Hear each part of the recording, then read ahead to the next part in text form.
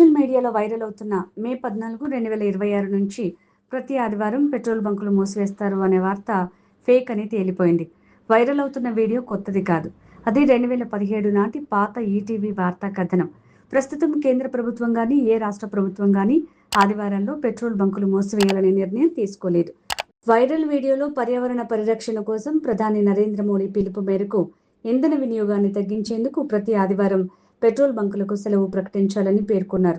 అయితే దీనిపై తాజా అధికారిక ప్రకటనలు, నోటిఫికేషన్లేవీ రాలేదు. అయితే 2017 ఏప్రిల్లో ప్రచురితమైన పలు వార్తా కథనాలు కొన్ని బయటపడ్డాయి. ఆ సమయంలో మన్ కీ బాత్ కార్యక్రమంలో ప్రధాని మోడీ చమురు వినియోగాన్ని తగ్గించాలని ప్రజలకు సూచించారు.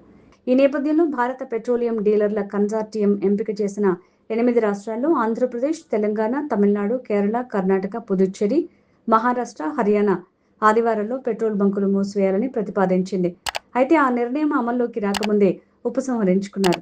మొదట కమిషన్ పెంపు కోసం సమ్మెగా ప్రకటించిన ఈ నిర్ణయాన్ని తర్వాత ఇంధన పరిరక్షణకు అనుసంధానం చేసినట్లు అప్పటి నివేదికలు పేర్కొన్నాయి. వైరల్ వీడియో అసలు మూలం కూడా గుర్తించబడింది.